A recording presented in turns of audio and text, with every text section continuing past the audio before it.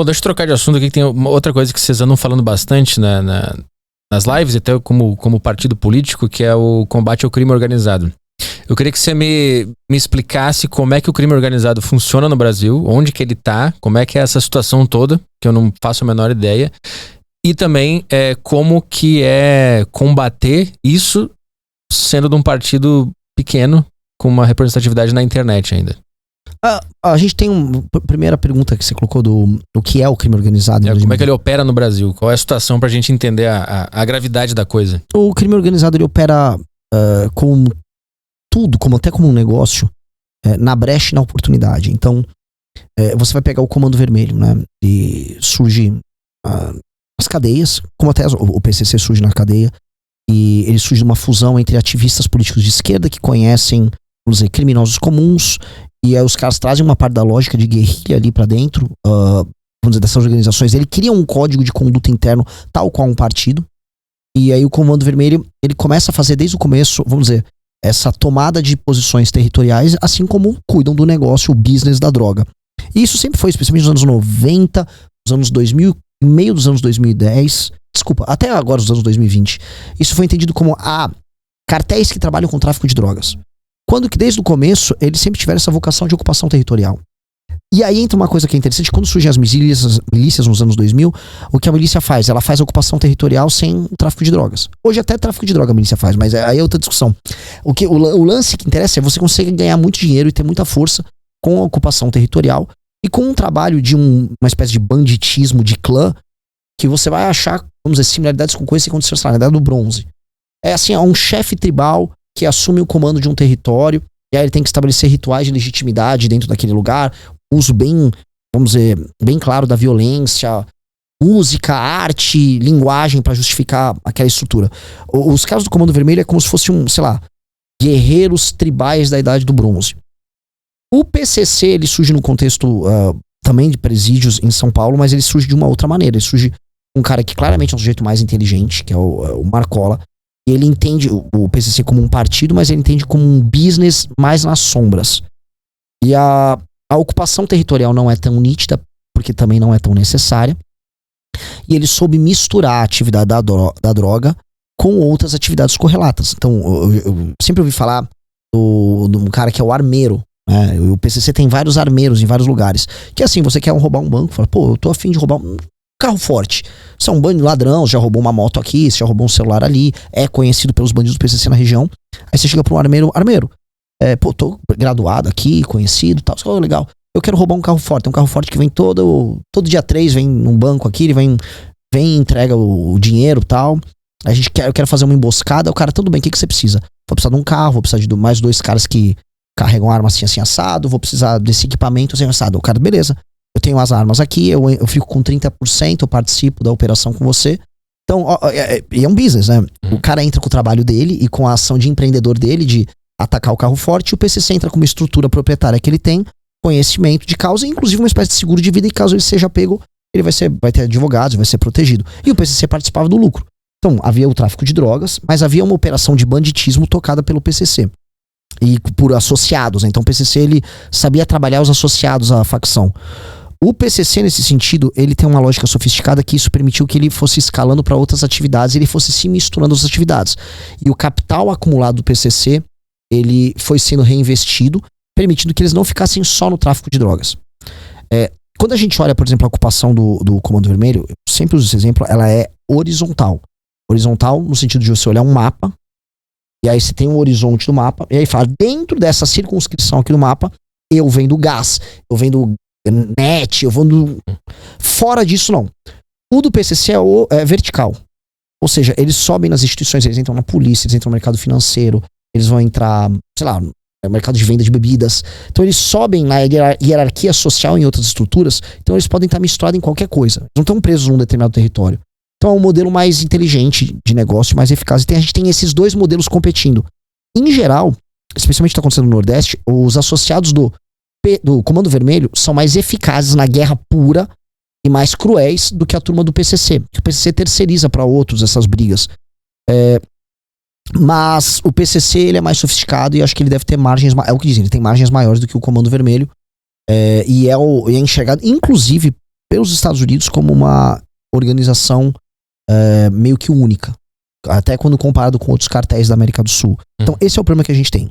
A gente pode ir para as origens do problema se você quiser, mas acho que essas são as duas estruturas principais. Uma é mais fácil de enfrentar, que é o Comando Vermelho, e outra claramente demanda mais inteligência, que é o PCC. Só para entender, quantos % de influência eles têm no nosso dia a dia, do cidadão comum? Se eu for falar, por exemplo, dos seus hábitos diários, de sair de casa e você vai, sei lá, você vai sair da tua casa, você tem um apartamento, você vai ter um porteiro no seu prédio. Você vai ter uma grade na frente do teu prédio. A existência de uma grade na frente do seu prédio, ela se dá porque você não acredita você não confia que você não será roubado ali.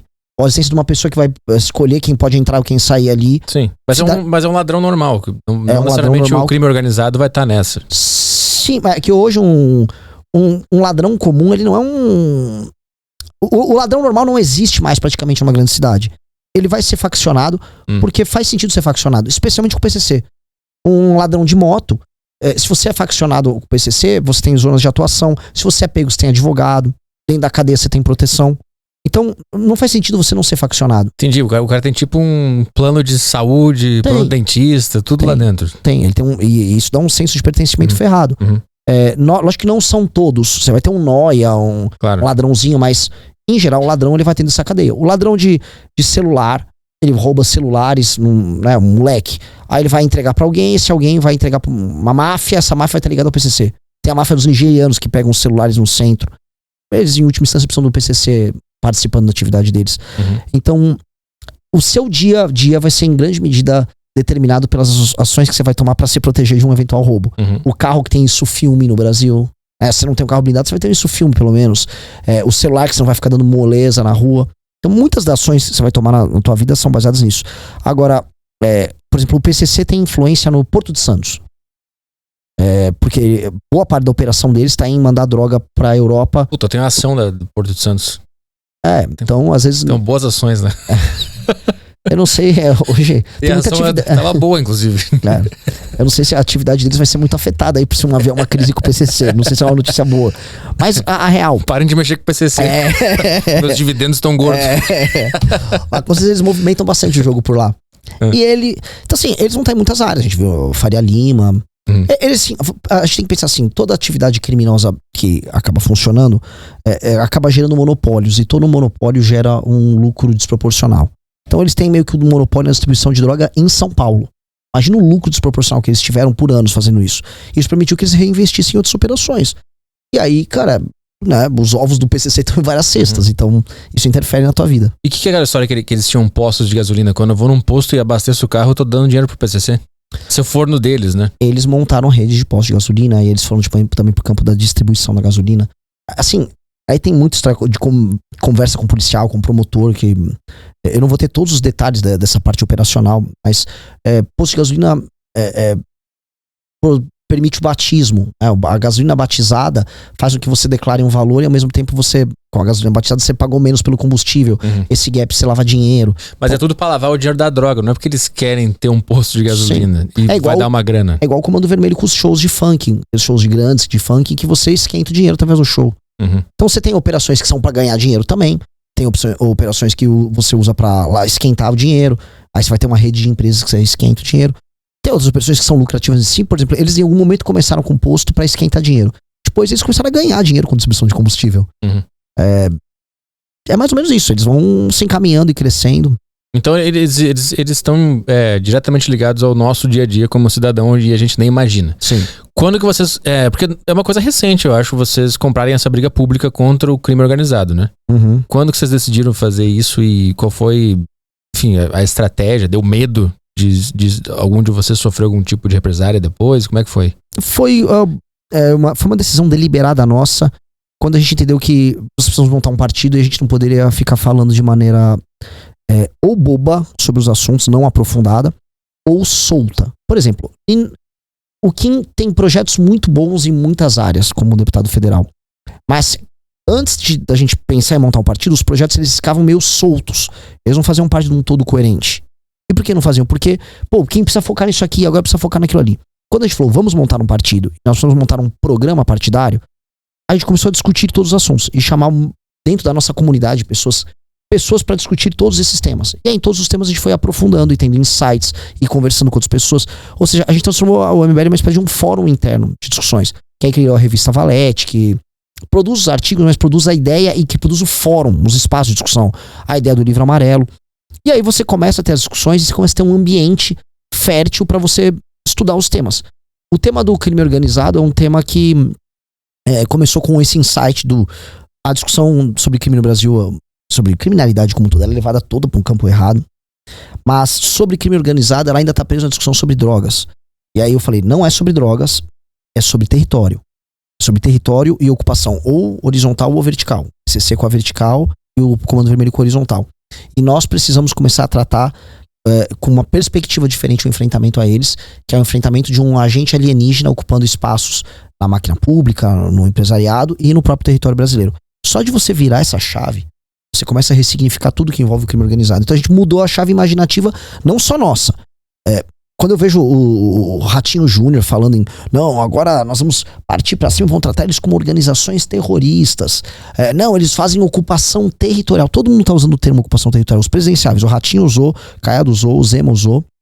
Eles estão usando uma imaginação nossa de 2023 para 2024. Que a gente mudou o termo como isso foi abordado. Por isso a nossa própria briga lá com o Oruan, ela tá nestes termos.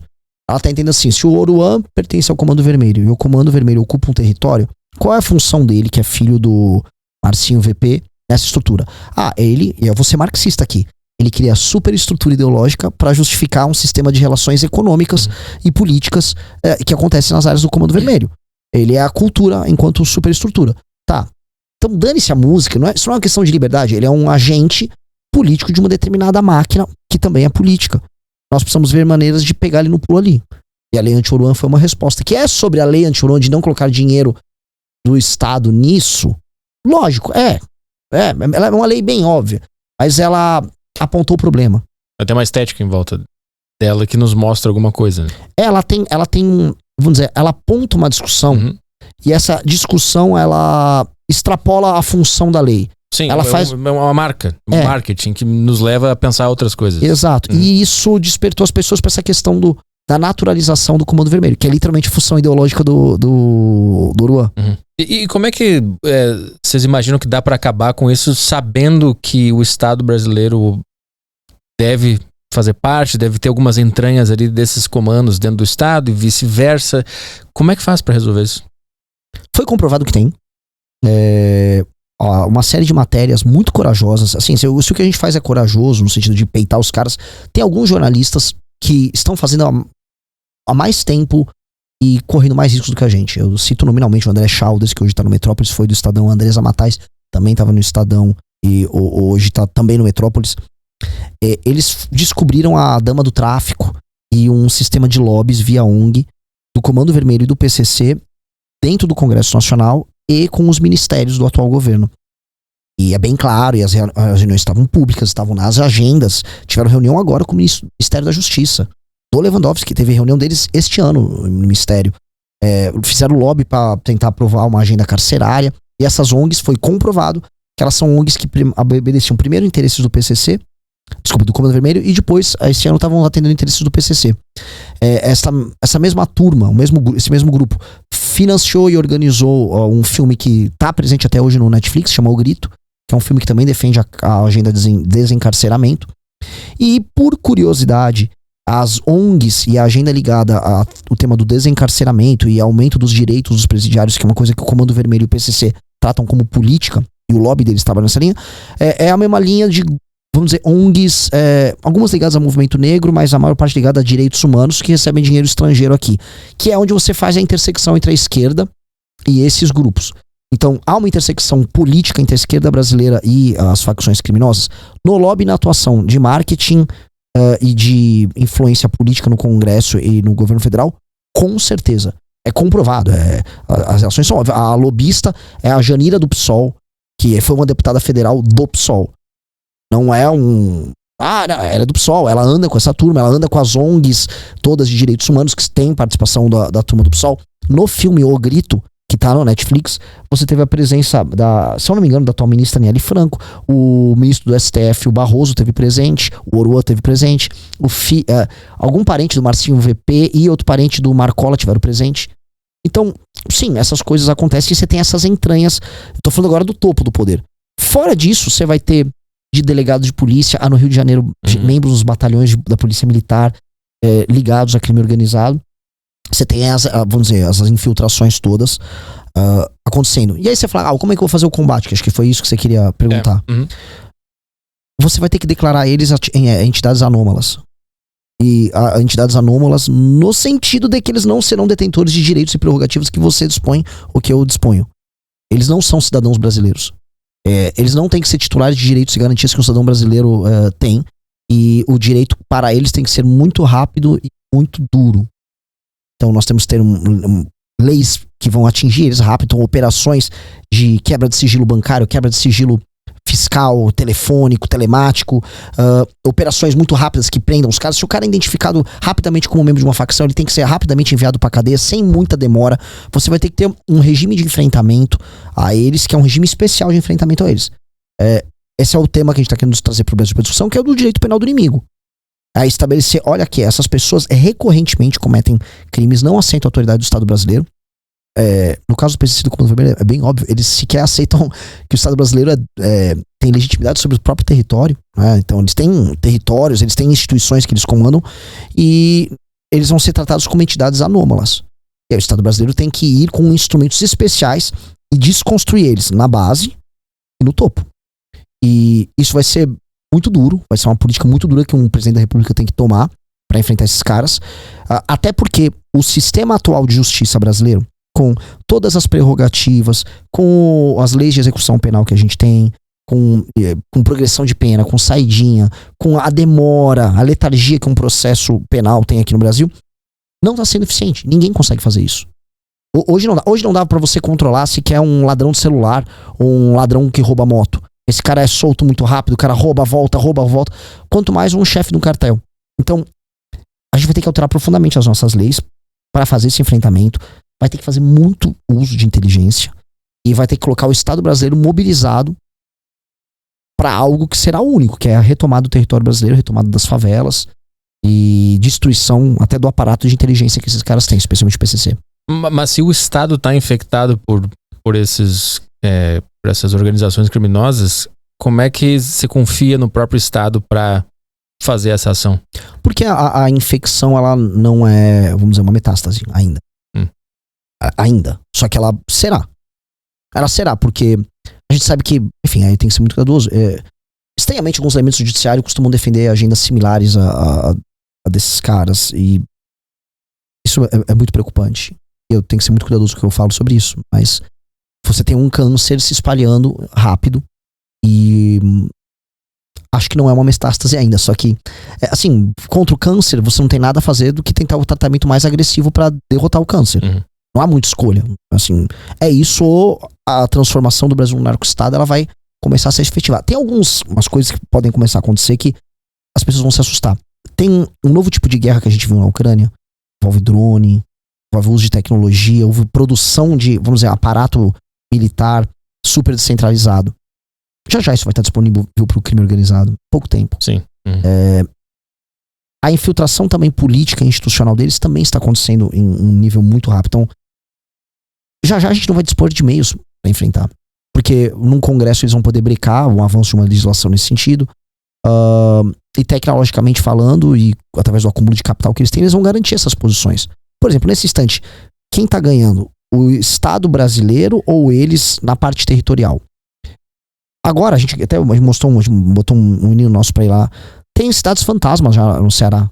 Eles dão, é pra todo mundo embora dessa cidade. Vai todo mundo embora da cidade. Já tá na 3ª ou 4ª cidade fantasma do Ceará. Agora, você tá tendo guerras e tomadas de territórios acontecendo nesse instante no Nordeste. Então, hoje a tendência é de aumento de poder territorial deles e não diminuição. Então não tem outra, assim, é terapia de choque mesmo. E daí que vem o prendeu, matou.